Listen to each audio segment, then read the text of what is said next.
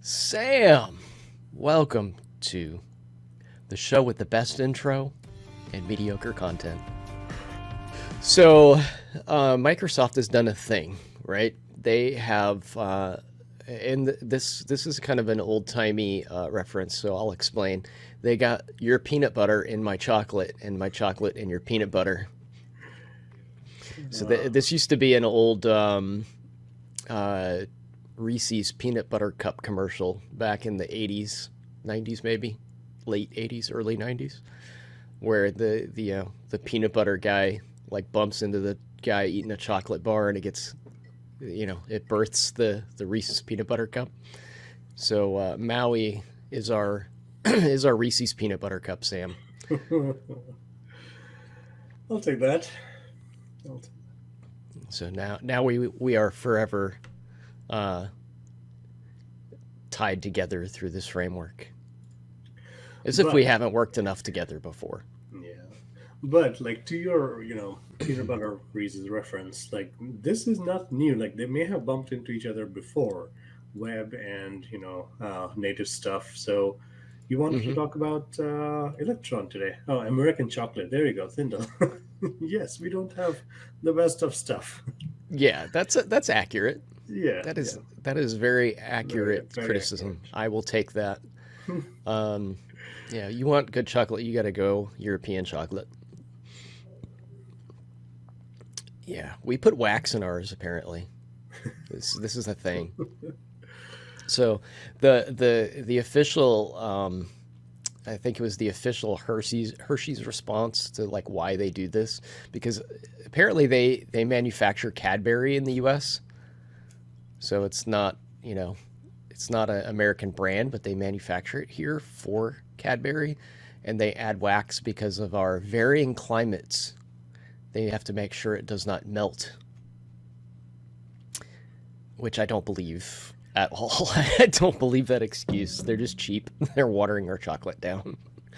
But anyway, we're going to talk about Electron today, because I think it's a good segue into MAUI, because there's a lot of things to consider when we build desktop apps with .NET and Blazor and just .NET in general, but with Blazor too. So let me get a little Our, screen share going. our And good friend Food is here. hey, Best of both worlds or worst? Somewhere in between. so Maui's the best, and Sam and I are the worst. No, it's definitely more battle tested. I would say that Electron. Oh, It's let's yeah. it's used every day, but you got to know the differences. So let's Wisely. start with a little news, Sam. Little news first. Okay, okay. Let me let me get my screen up here. It's We'll happening start. here first. Yeah. Usually on the Blazor Power, I'm like straight into code. We're gonna code for an hour, but so much has been going on lately. We're gonna do this more casual. First things first. Little news. So if you're not going to devblogs at Microsoft.com pretty frequently, then you probably should. Let's go ahead and pull this up. And we had a blog post yesterday that the MAUI release candidate is ready. Did you see that? I know you were expecting this, but did Of you know it course, was yeah. posted? No, we knew months in, months ahead, and it's been a journey. Let's just say the team and the community, everybody is happy to have gotten here, knowing that it's just the beginning. So, David has one of those hard to pronounce last names, so they just go, Art no. yeah, they're just going by oh now. Like I get this as well. Like people would, my dad MC. was, yeah, my dad was known as Mister C to all of the kids that visited the house, because nobody could say our last name. Wait, Foolish But Never wants more abstractions, as if we don't have enough. But I get what you're saying. Yeah. No, go yeah, on about Maui and RC. so we've got the release candidate here. This is good news. That means that very shortly, I think we're going to have an official release, and we'll be able to start using this in production very shortly. You can right now. We already have a date when this will be GA. I don't know if that's public information yet, but the RC actually has a go live license, so you can start building production apps with this. So yeah. Yeah. So the documentation's getting better as well. I was just talking to Dan Roth the other day. He said they're working on authentication documentation for Blazor Hybrid. So that'll be nice. I think that's going to be huge for people. Yeah. So, excuse me, give me a second. So Yeah, another cough in your ears. Yeah. But before you switch gears, like back on the RC thing, there are two things going on. This would be the last where we have API changes. Beyond this, there would be none. But there are some things that are different actually coming in from the last preview to RC. So I'll do my usual stream like tomorrow, where I'll talk about some of the migration things. So you don't have to restart from scratch. If you have existing MAUI, .NET MAUI apps that you have started on earlier previews, you can move them over to RC. Oh man, I need to submit to the .NET podcast app. Actually, we need to get our Eat Sleep Code needs to come back to podcast format. John Bristow and I are doing it in. We're doing it in a live stream format right now, and when conferences went dark for the pandemic, I kind of gave up on the podcast version because a lot of the podcast was going to conferences and interviewing people, so that made it very difficult. But anyway, I'm getting. Hold on, your audio is kind of flickering. Oh, is it not? Oh, please don't tell me it's doing that again. Give me 1 sec, and I will try to fix it. Yep, it's doing it again. Ed and his fancy tools. Yeah, this is annoying. Persistent profile. Let's try this. Yes. And that hopefully made my audio better. Did that make my audio better? It's doing a weird thing, like it's almost like it's on a little bit of a fast forward, but it's better. Okay, if it's going like fast forward, then it's probably a streaming issue. Yeah, but there's a thing where it will switch profiles. Yeah, it could be a streaming thing, but chat room, let me know.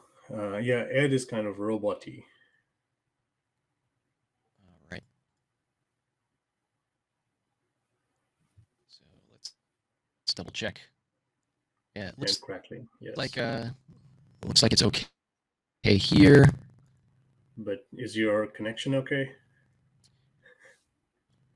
As far as I know, it's okay. Okay. You're cracking up a little bit, and it's still doing it. Okay, this is lovely. All right, let's try. Now it's better. Hold on. Now it's better. All right. So maybe just keep talking. You're good now. Okay. All right. If it does it again, let me know. We'll try to kick this second monitor I'm using that's wireless. So I wanted to talk about Blazor Hybrid or Blazor Electron, so we could kind of segue into Blazor Hybrid over the next couple weeks, because it's worth evaluating like all of the different ways you can bring Blazor to the desktop before you choose something. And I think it's important to kind of go over all the pros and cons of each one before you commit to something. So with Blazor Electron, first of all, like, what is Electron? And I think you've done some stuff with Electron before, haven't you, Sam? Like dabbled anyway? Yes, but your audio is still bad. Oh, Jesus. All right, give me 1 second. Of course, I'm just going to do it on a live stream. Let's try kicking my other monitor off. See if that brings it back to normal. And of course, we're going to get Matrix. The Hall mirrors. Inception. Why? Because I can't use my second monitor because it's doing something, I think, to my audio. See, now it's better. And yeah, it was the other. It connected other audio devices, I guess. And there we go. I was going to say, now I have no mouse cursor. All right. So let me shut this laptop off, so I can't use it. So Electron is a JavaScript, HTML, and CSS platform for building desktop apps. So that's not exactly ideal for the .NET world, but it does bring a lot of apps with it. So Twitch, the thing that we're streaming on right now, has an Electron app. Teams, something that I know everybody here has probably experienced, whether that's a good or bad experience. It's built on Electron. But something that people really do love, Visual Studio Code, is built on Electron, right, Sam? Yeah, and so is like Spotify, as Foolish Nabble is pointing out. So yeah, there is no dirt. Yeah. These are things we and so is Slack. So these are things we use every day that are built on Electron. Yeah. So Electron uses an embedded Node.js, the dreaded .NET developer platform. Node.js is great. It's just if you're into .NET, then that means JavaScript, and generally that's not a skill set that we all have. So it uses an embedded Node platform inside of a desktop shell. And it has this thing called the Ipc Bridge, which I'm trying to remember what that stands for again. It's Intercommunication Platform Channels, something like that. Something. Yeah, I don't remember. It's basically a message bus between its different processes. So, yeah, that's what it is. Intercommunication Process Channel, I think is it. So it basically communicates with an embedded Chrome browser. And you can have multiple of these, by the way. So there are multiple processes that can run. They could be multiple render processes. Maybe these are different pages, whatever. And the Node.js process has API access to the operating system. So there are JavaScript APIs that you can call, which in turn call platform APIs, and then all of that gets drawn out inside of that platform UI shell. We have an embedded Chrome browser inside the platform UI, and it's all talking through this Node.js thing. So that's kind of not a great fit for .NET. So there are folks at Electron.net, an open source project, that have embedded an ASP.NET Core process into this stack, and it also communicates across this IPC channel in a .NET process. So since you're on a single monitor, you may not be able to see chat. So I'm going to Correct. I'm going to put over a couple of things that people are pointing out. So again, keep in mind, I think Electron is battle tested, and if done well, it really, really works. Case in point is VS Code. Like even with all the extensions, it manages its footprint fairly well. But you got to be a little cautious of what you're bringing to the table, because it is Node.js, and every window that you spew up, it's a Chrome process, and it actually is a Chromium engine that they embed in it. So people are commenting like everything is like 5 Chrome processes. Yeah. Thindel said Electron apps are enough to wipe out some military infrastructure, given how much heat they produce or how much resources they have to take. So yeah, I think he's comparing it to a virus, to be honest. So yeah, all of that is true. Tough crowd. Yeah. I think like it's so I wrote an article comparing this Electron versus the WebView thing, and the Electron team actually reached out to me to say, dude, it's not apples to apples, and they're right. Yeah, it's very different. What they're giving you is that consistent canvas to build up your app on, stable surface and operating surface, and deep OS integrations. So the thing that you mentioned with IPC, so the Node.js process has all the JavaScript bridges to do all types of native things. Somebody was mentioning that it runs on a taskbar icon. So you have deep OS level integrations, and if you don't need all of that stuff, maybe it's an overkill. Yeah. So I wrote an article about this same thing, and I'm doing a talk on this at Star Trek conference that's coming up next month. And one of the things that I found in my research, I say research because I haven't developed an Electron app and tried to publish it to anywhere, let alone mobile devices. So I'm not speaking from experience, but from the research that I did, people are recommending not to use Electron on mobile, which I guess there are ways to get this done. There's wrappers and things you can process this through to get it into an APK or sorry, I always forget the iOS version of that IPA package and deploy this to iOS and Android. However, that memory footprint comes into play, and it's like, do you want to destroy your user's battery life with this type of app? Again, this is just from what I've researched. That may not be 100% true, but anecdotally, that's what people are saying. So yeah, it does have its purposes, but mainly for the desktop, from what I've seen.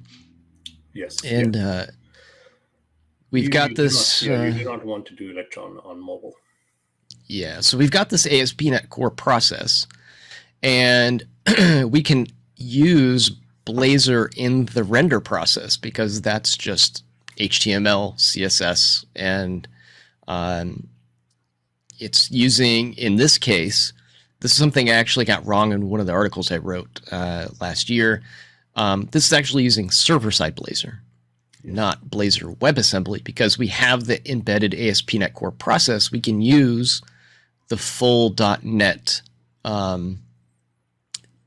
platform framework and then pipe that server-side rendering to the Chrome render process. So we're not using WebAssembly here, which is a benefit. Yes, and it's the same way with like .NET MAUI as well, because the client and the server are in the right place, and you have the .NET process with all the .NET things that your Blazor app needs to run. So one of the things I was really worried about with this was like, okay, we've got like this stack upon stack of things. It sounds difficult to set up and get running. What is the audio okay still? Starting to do that crackling again. Oh, that's fun. Yeah, I have no idea why it's doing that. No, it's better. It's on and off. You need to rip out like all of your audio drivers and just restart from scratch sometime. Yeah, the thing is, it works fine until I try to do something important where people are watching and listening, and then it falls apart. We got friends here. So, no stress. Let's see. If it gets real bad, I can always try to reboot. Since you're on stream, you can just fill time, can't you, Sam? I'll try. So what I was worried about is like, this is going to be difficult to set up, right? This, I got to probably like install a bunch of packages and like hack away at templates and refit a bunch of things where they don't belong. And it's not the case. Like, it's really easy to set up. Like, we could do this like now. Like, so let's create a Blazor not Blazor. Well, I guess it's technically a Blazor hybrids type of app, but an Electron.net version of it. You're not screen sharing yet? You're not screen sharing? No, I'm not. Yeah. Trying to see what the questions and stuff are before I throw the Hall of Mirrors back up. So we've got Visual Studio. We're going to go create a new project. And the first thing we need is a Blazor server app, because again, we don't want to do a WebAssembly app because we actually have the capability of using the server-side rendering that we have in ASP.NET Core. So we'll do that, and we'll say Blazor Electron Power for the Power Hour. We'll hit create there. I'm going to choose. Can you swap your audio input again? See if it's doing that. Yeah, sure.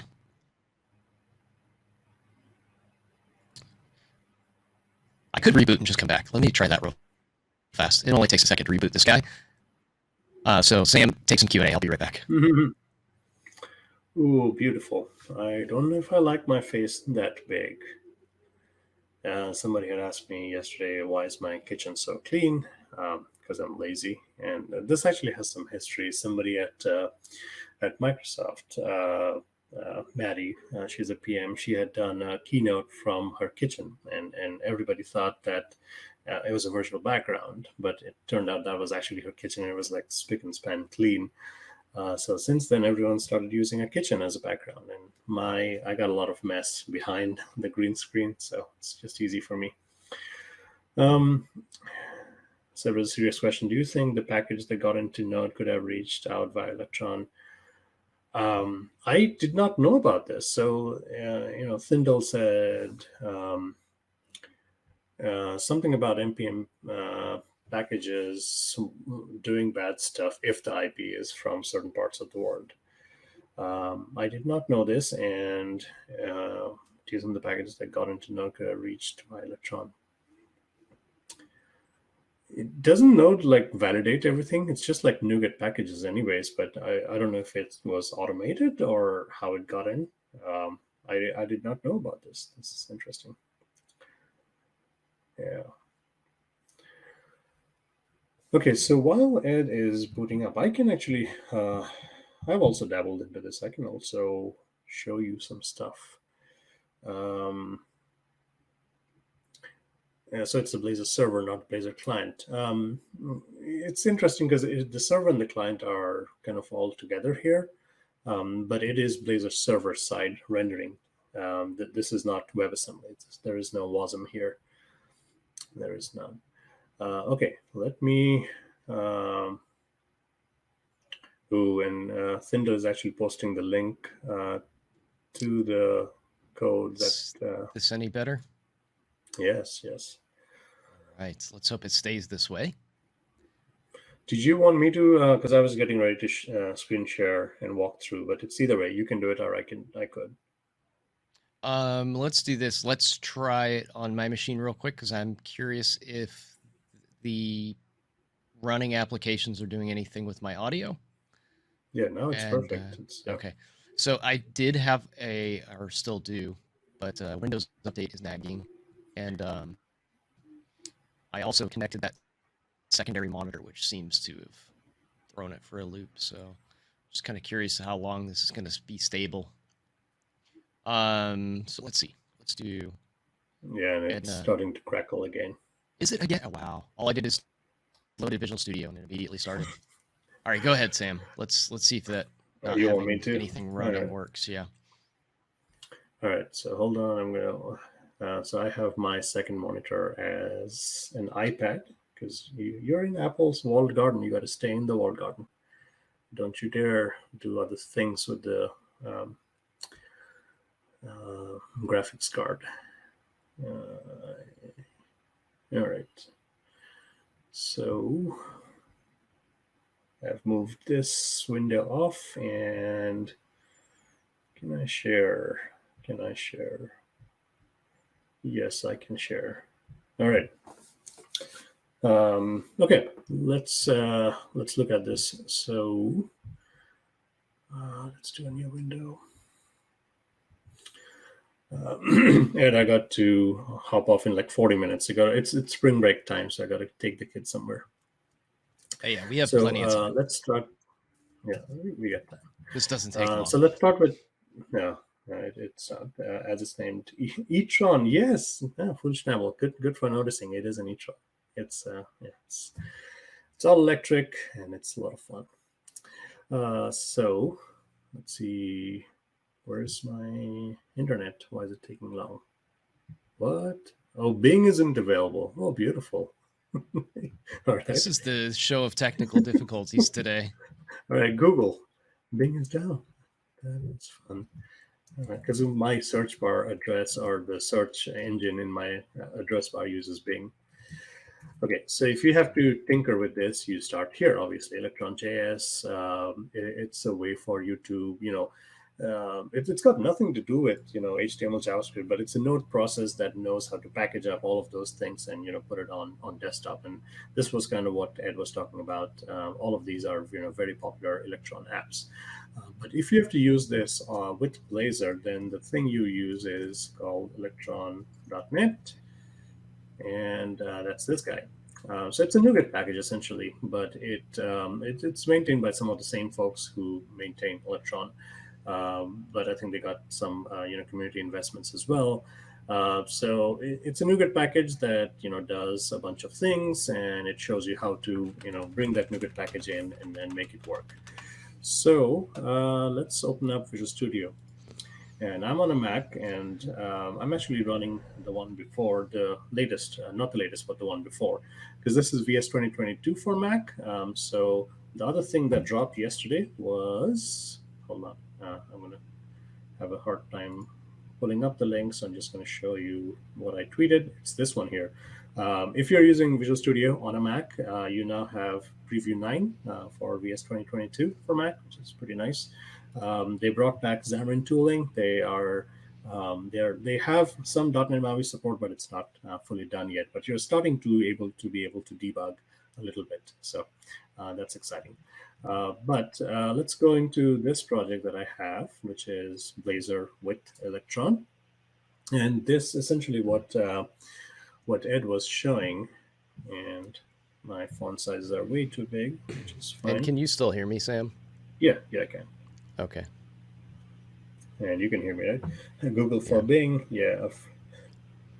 I tried disabling some of the sound dampening stuff to see if that helps. No, you're good now. Most common search in Chrome address bar was for Google. No, I might be like one of the 3 people on Earth that use Bing, but I'm sticking with them. I actually have Bing as the search engine in my phone as well. So I'm all in. Okay, so this is Blazor.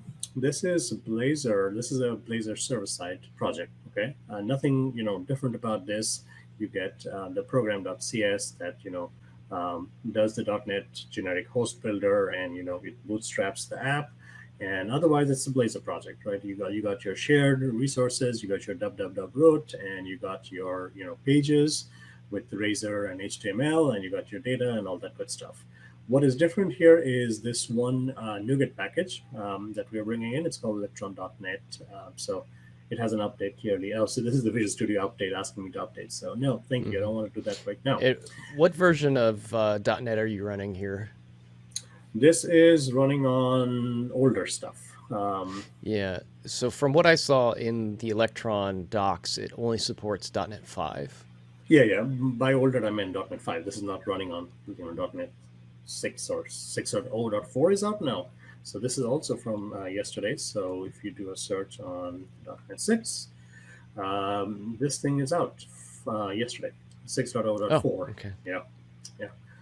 So you can see it kind of does support for this, but it might break with Electron because this just dropped yesterday.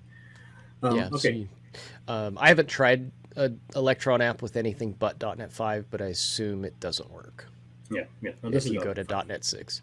So we've got a .NET 5 project. You've added Electron.net API package. Yep. And then this is exactly like from their docs. I haven't done anything different. All they need you to do is on the web builder, which is you can call it whatever you want. But on the builder, you just add that one use Electron. I think it's an extension method that lets them wire up a few things, and that's all really. And then also on startup.cs, which is where your app kind of gets its configurations from. The one other thing they have to add is the window, so it knows how to new up a new window, which I think I have it here. So this is a browser window that we're creating, and we are saying, hey, Electron, give me a browser window. And it just goes to the browser window options, and you can set up the height and width and whatever. And then you're essentially setting the title on the window, and then you're launching it. That's it. Yeah, I think you got a little more verbose code here as well. It essentially can be a one-liner. What's interesting is, and I'm trying to find the actual line on here that does it. It looks like you've customized this quite a bit. So I have a little bit from their docs. yeah, just pull up their docs real fast. I just want to show something really fast. This is Electron. And is my audio working fine now? Yeah, it's good. Of course, I'm not trying to do anything. Scroll all the way to the bottom, I think it is. So let's see what they say. Yeah, .NET that Electron, you need to do this. This is their API package.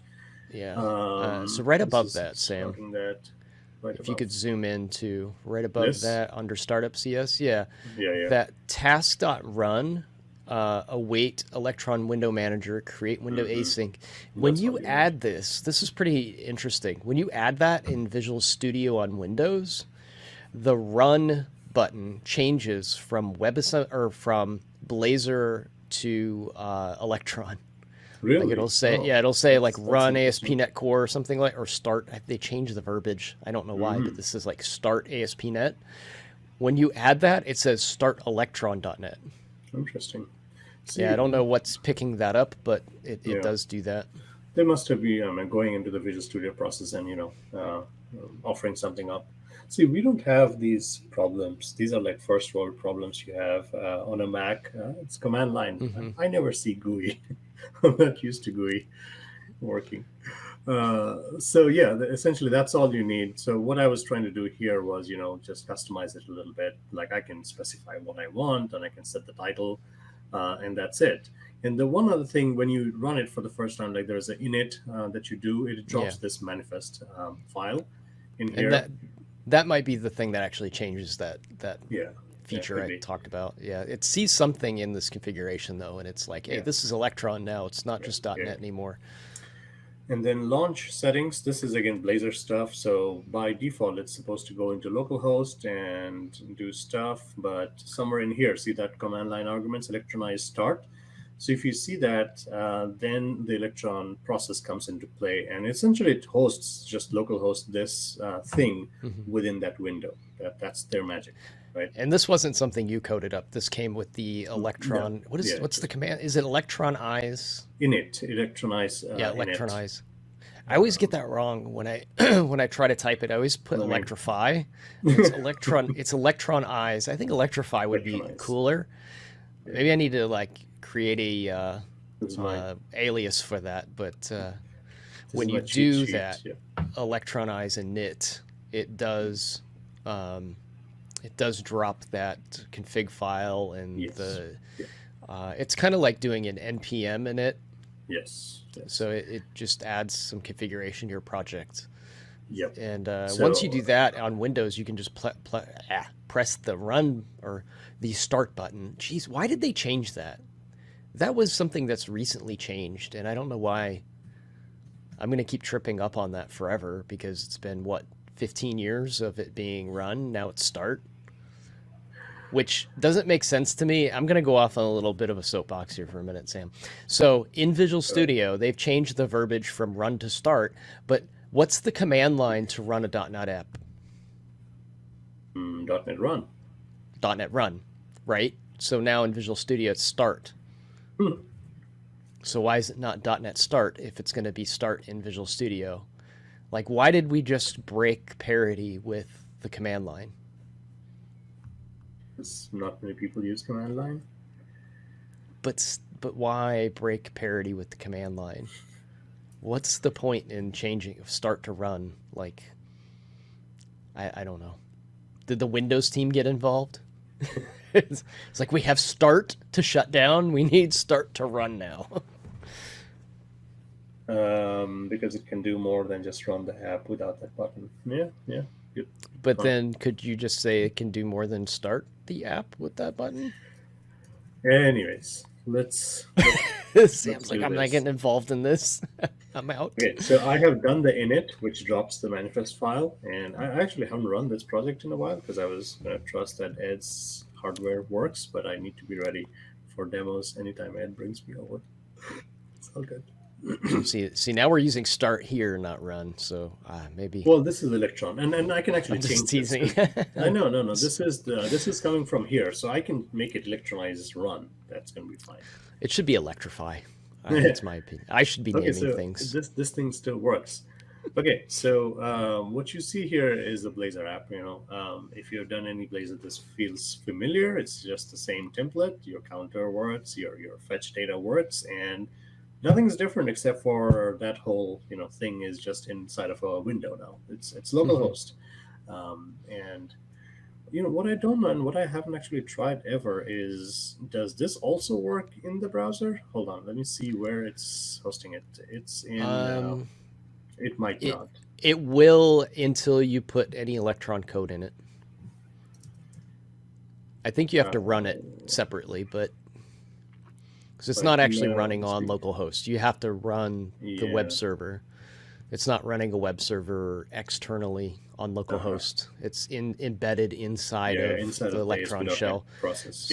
So no, I can't get to it from the browser. But you could change the run behavior. Instead of doing electronize start, you'd have to say .NET run, and I think it would run in the browser. But as soon as you add any Electron code, even the startup sequence might throw it off. I don't know. But so have you tried using any of the Electron APIs, Sam? No, not here with Blazor.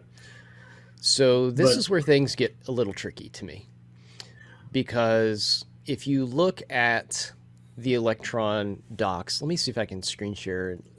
This will be a little bit of a test to see. Can I show you one thing funny? Oh, absolutely. Go ahead. That you absolutely cannot do with Blazor Hybrid on MAUI. So what you don't see here is like this entire view is a Chrome process. It's a Chromium browser, but it actually has the full browser rendering in it. So it is a full-on browser as compared to a web view. So I don't know if I have this here. Let me actually switch gears. So hold on for a second. I found that ridiculous that you can do that because it's a full-on browser. So let's, okay, this is done. I'm just prepping my screen share. I'm not actually taking you over. I will switch it back. You're good. Oh, geez. Okay, you're still back. Okay. So let me, I think I did this with Angular one time. So hold on. I'm going to take you into Angular, because you can do this with any web framework. Like Electron doesn't care what web framework you're using. So Angular Electron, that's the one I want to go into. So if I go into Angular Electron, and let's see what I have here. Sam just wants to show off that he knows Angular too. I dabble and I get into trouble very quickly because I don't know anything about Angular. But again, I've cut my teeth on some Angular, and it's gotten better. I'll just say that. I can't comment too much on it anymore. Okay, so this is the same thing that we did with Blazor, except this is for an Angular app. So I have my source here, the one file, and again, this is from the docs as well. And I customized a little bit of it, but this is an Angular app. But the only thing here that's new is we are dropping in an app.js file. And is that big enough text-wise to read?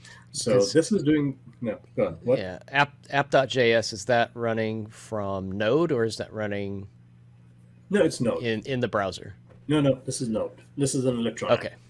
So what I have brought in is, I think I have it somewhere here. Okay, so here, see that Npm Install Electron, right? So just the way we did the NuGet package install with Electron.NET, the corresponding thing with web, I mean, that's JavaScript. So you're already in Angular JavaScript world. You don't have to get Electron.NET. You can just get Electron. And then it's this, Npm run start Electron, because this is also wired up.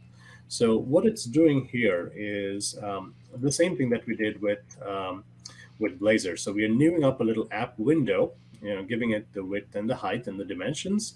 I have no idea what Node integration true will do, but I'm copying from their docs. And then what it's doing here is pointing the URL to the index.html after it does the build, apparently on the dist. Because when I do, if I go look at package.json, it's deploying Angular Angular app yeah, to the internal Chrome browser. Yes, yes. So, so here is ngserve. Hold on, I'm trying to find where the Electron thing is. Did I have anything else? Angular JSON. Hold on. Okay, so this one says, hey, if you're building the app, go ahead and put it in the folder called dist, distribution, right? So that's where all of my stuff is. And where's the wiring? I'm trying to find Angular Electron. Index.html will just have index. So hold on, let me do a search, because I think no, it just says Electron start. Okay, so where let's see, what are we doing when we say Electron start? Angular Electron. And This would be npm start. Is there like an Electron flavored config file somewhere? I'm trying to look for it. This is the Angular schema, polyfill, give it all the dependencies. Default configuration is production. Yeah, I'm lost. I don't know the Electron land well enough. Yeah, hold on. The Electron.net stuff was a little bit kind of abstracted away, so we didn't have to do some of this stuff. Yeah, which is one of my worries for this, right? Yeah, but I mean, this is kind of gets to the crux of like how they're bundling it up. Because when I say this, it should be here, ngserve. What you're experiencing right now is one of my hang-ups with this approach. Oh, actually, it's right here, right here. I'm sorry, I walked over this. You see that start Electron? Mm-hmm. When like this is the script that's supposed to fire when I do let's clear out when I do this. So npm run, when I say start Electron, it's coming down here and says, oh, I need to do an ng build first, right? And that ng build is the one that takes the whole thing and just puts it out. If you look at my Angular JSON file, that's where it knows how to do a production build. Like it outputs that into the distribution folder, and then it does. That's where that ampersand comes in. Yeah. So I don't know some of the internal magic, but I wanted to show you this line of code here. If I go back here to the app.js, so we are launching this window, and we're giving it some dimensions, and we are launching the Angular app within that window, right? But take a look at this line of code. So actually, let me comment that out for a second, okay? And let's actually just run this and see if it's working. So because this is actually going to fire off that ng build and do the add at Electron. Here comes all your Node.js and half the internet on your hard drive. But you have the Angular CLI app. So this is the straight up Angular command line app, the same one that you do ng new and you do ngserve to see it on your browser. Now you have it on your desktop. But here's the really weird part of doing this is if I come back here and you know what I'm doing here with this. Like you see that app window? Yeah. DevTools, because this is full on Chrome at this point, and this thing is still running for some reason. So let's run that again. And I think what you started saying was this is not something we can do in MAUI. No, you absolutely cannot. We're flying blind with debugging. Yes. So now you see the same Angular app. Now it has less space, so it's kind of gone responsive and doing like a mobile look. But this is the same browser DevTools that you see on your browser, just embedded inside of a desktop. This is pretty amazing that you can actually have the app running and change it while it's running on desktop. But you don't have this in MAUI because it's literally as a web view. It is not a full browser. You don't have any DevTools. I wonder if there's a way to open DevTools in Chrome and then attach it to the process. I'd have to ask Dan or Elon if that's possible. It's not documented anywhere. I know that for sure. So I know this is how you do it. I think this is how we did it with was it NativeScript?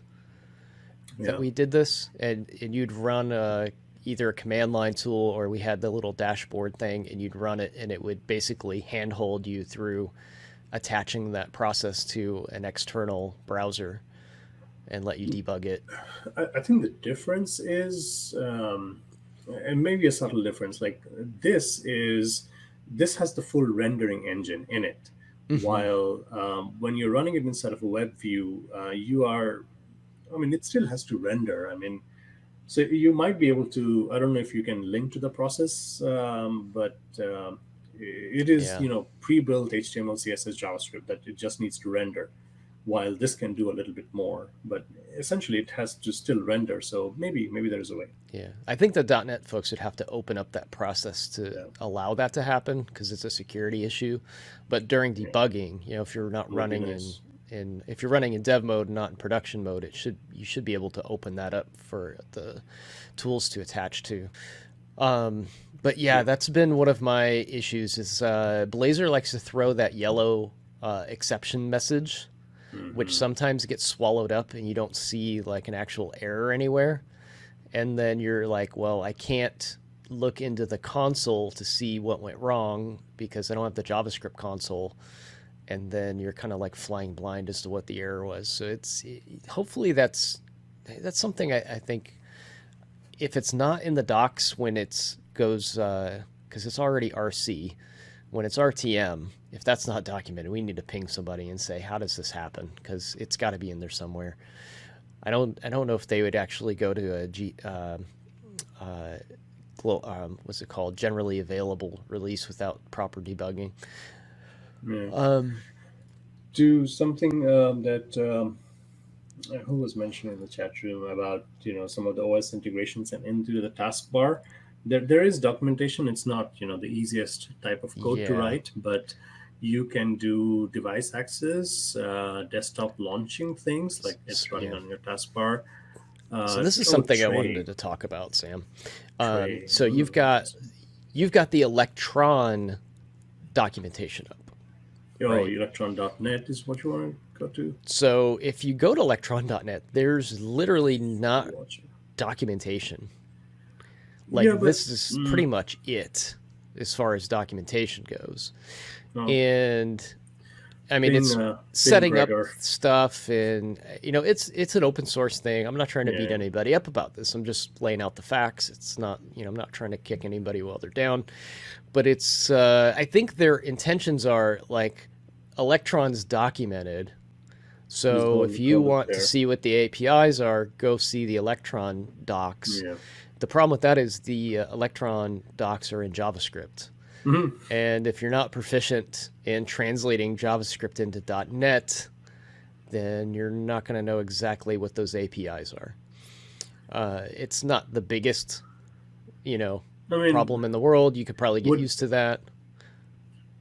But they translate somewhat one-to-one. Yeah, I get the fact that they're JavaScript, but like even when you're using Electron.net, you do have Node.js, so you can kind of translate some of this code like in JavaScript and just like drop it in as an HTML or a JavaScript file within your Blazor app, right? Hopefully. But I mean the .NET APIs themselves, I see. Electron.net. Yeah. So you're on just docs. If you go to API like this, there's no API documentation in Electron.net. Mm-hmm. So you have to come here and go, okay, I want to do, they that. have like touch bar access. Look at that for Mac. Yeah. The MacBook Pros with the little touch bar, which is actually what I have. So then you have to kind of like guess as to how this was implemented in Electron.net. Yeah. So you're like, okay, I need to call touch bar label, so that might be an object. You know what I mean? This is all written in JavaScript, but there are demos in the Electron.net website or GitHub repo. So there are demos to do several things, so you can kind of get a gist of what that API looks like, but there is literally no API documentation that I could find. Not in .NET. In JavaScript, there's plenty, and I think you're left to assume for yourself like how this translates into .NET APIs. Mm-hmm.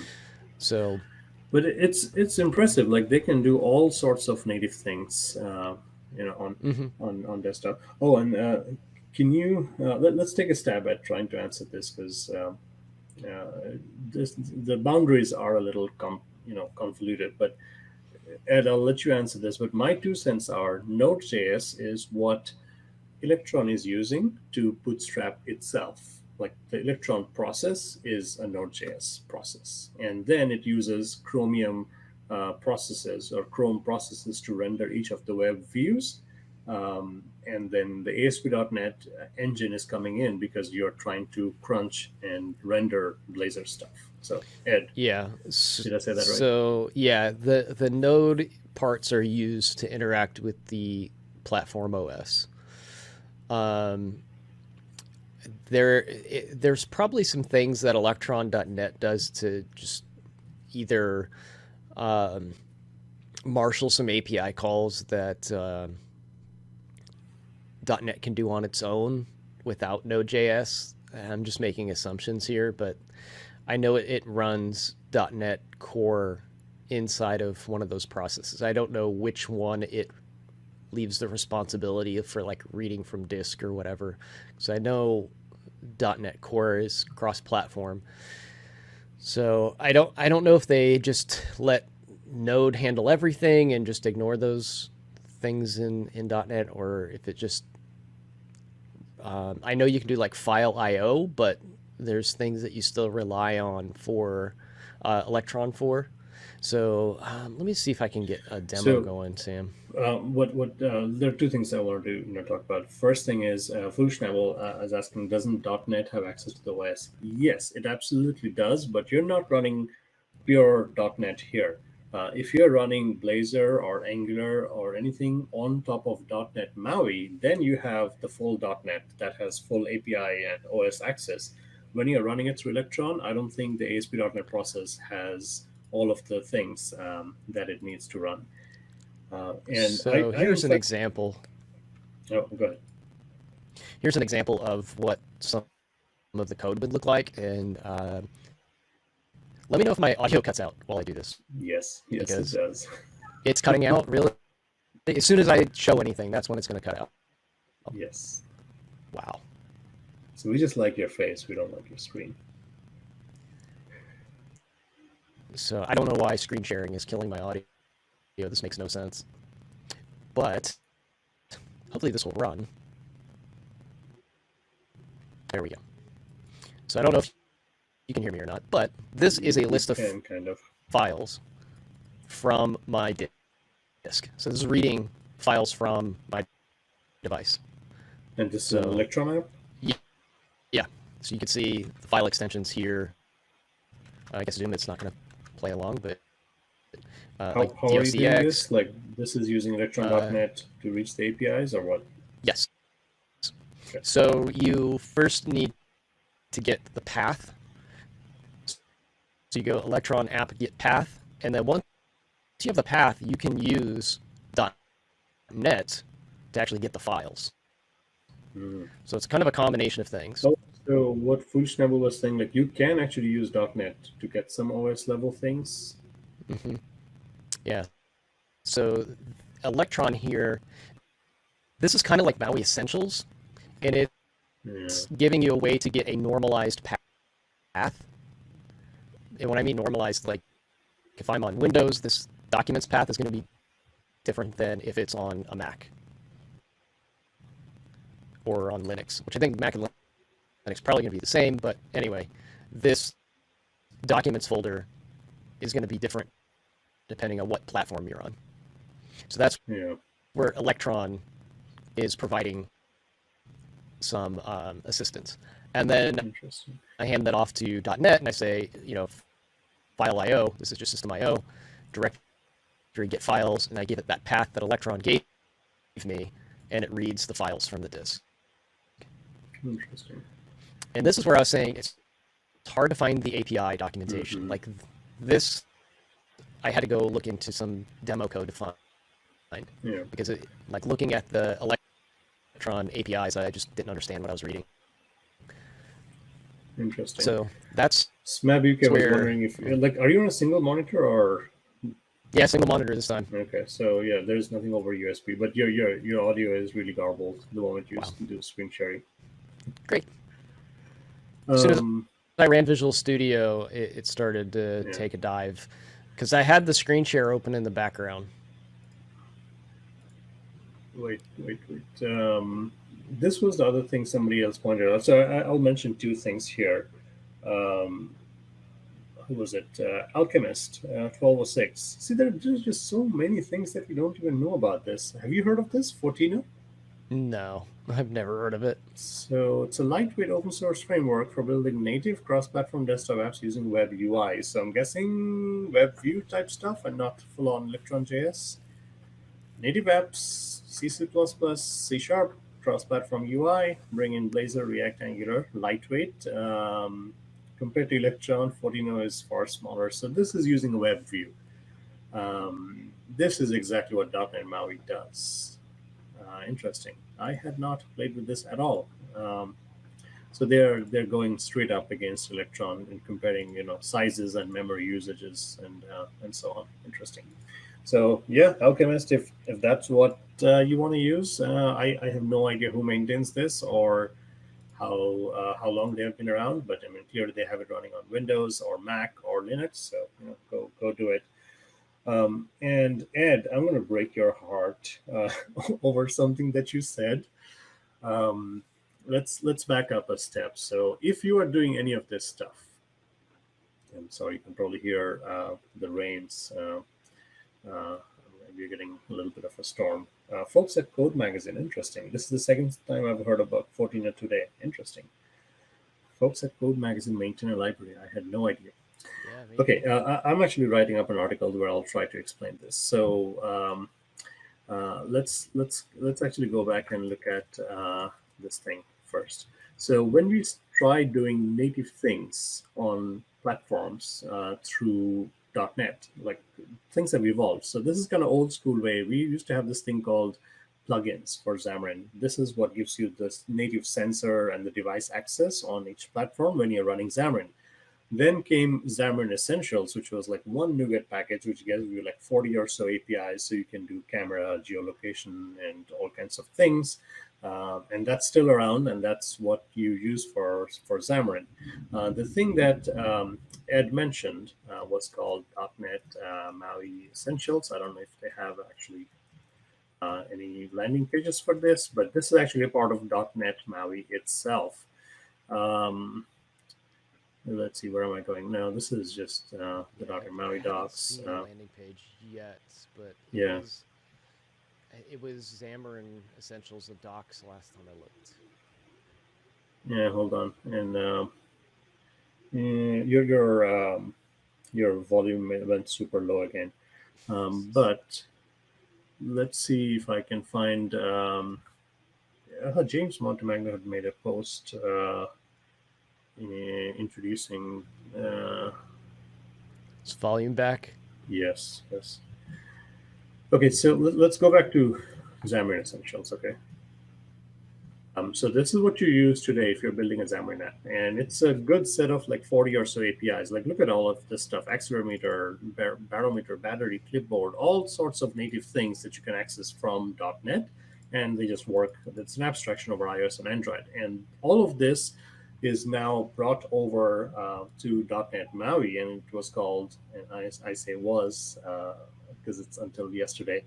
This was called .NET MAUI Essentials. It was just kind of baked into .NET MAUI, and you got all of this access from Blazor, from .NET Code, because you just had one thing that brought everything over. But they apparently got bitten a little bit by this because they have to do some tree shaking. They have to, remove the things that you're not using. So they have switched. Actually, there is no. So Ed, there is no MAUI Essentials anymore. Because now it's if you look at this and hold on, there was something else I had bookmarked. Okay, so there's a migration guide, and then this has been cooking. This is nothing brand new, but they just like put it out on RC1. So MAUI Essentials, that namespace is gone. Okay. But it's been replaced by like 12 other things based on what you want to use. It's just broken up. It's a little bit more granular. So if you need application level stuff like state or launcher or anything else like that, you bring in the MAUI application model. If you need communications like contact, SMS, email, that's communications. If you need authentication, you mentioned the authentication part, that's a whole other namespace now. If you need device access like battery or device display, flashlight, that's all in devices. And then all of the camera, geolocation, all of that stuff is in sensors, right? So it's geolocation, accelerometer, all of magnetometer, all of that is in the sensors thing. So instead of using Microsoft.maui.essentials, you have to use this. And now you have things like, global, you got thunderstorms now. You got global usings, right? So use this in one place in your .NET MAUI app and likely just put it in a global usings file so you never have to see it. But they are just giving you a little bit more control over what exactly each of the namespaces bring in. So you're not using essentials and just be done with it. It's a little sad because we like the essentials thing. It's one and done. But now it's broken up. I think so. Just be aware, if you're using this. Didn't they do some consolidation with this as well? They were like two different things. I can't remember what it was. There's a Windows Essentials, basically. Is that right? Like a Windows Essentials and a MAUI Essentials. No, it's been MAUI. I'm trying to remember where I read that. Was a different thing. Maybe I've got the wrong Essentials. There was several different things, and they consolidated them down. Yeah, no, this is it going forward. Okay, so I'm gonna try something. But again, let me know. Doesn't change anything. My sound dies again. Started so, cracking. Did it really? You can't screen share. Yes, you can't. I can't screen share. Like this is weird. Yeah. What the heck? Why can't I screen share? It goes back to normal when I'm not screen sharing. Mm-hmm. Yeah, it just doesn't like your screen. Your face is pretty enough. That is so strange. Like I can't figure this out. I wonder if it's a Chrome thing. Like what the heck? So, anyways, yeah. I promised the kid I'll take him somewhere, but this is interesting. More options. Electron, I think, is battle tested. So if you have to use JavaScript apps with Electron and bring them over to desktop, to Electron.js, as the name suggests. And if you want to bring in .NET apps like Blazor onto desktop through Electron, then use the Electron.NET NuGet package. They work, but like Ed's saying, documentation for some of the APIs is a little missing. All right, I'm going to try something real quick, Sam. And the community toolkit. This is also interesting. Let me actually stop sharing. Oh, and Ed dropped. Maybe he's still around. Hold on. Let me stop my screen share and move my windows around. So in my other browser, I don't have full login. Can you add the other person there? Yeah. Wait. Add you first, and no, there's another one. No, it says your device is not connected. So okay. you know, go check today, or screen share. This is SMAB UK. This is maybe what you had read, Ed, and this is also convoluted now. So there are multiple community toolkits. WinForms had a toolkit. WPF had a toolkit. WinUI had a toolkit, and then it became like a Windows community toolkit. And that's still around. There's also a Xamarin community toolkit. There's a .NET MAUI community toolkit. I think what they're trying to do is, combine most of them. There is this thing called the .NET community toolkit now, which I think combines most of the features. But they're trying to, consolidate as well.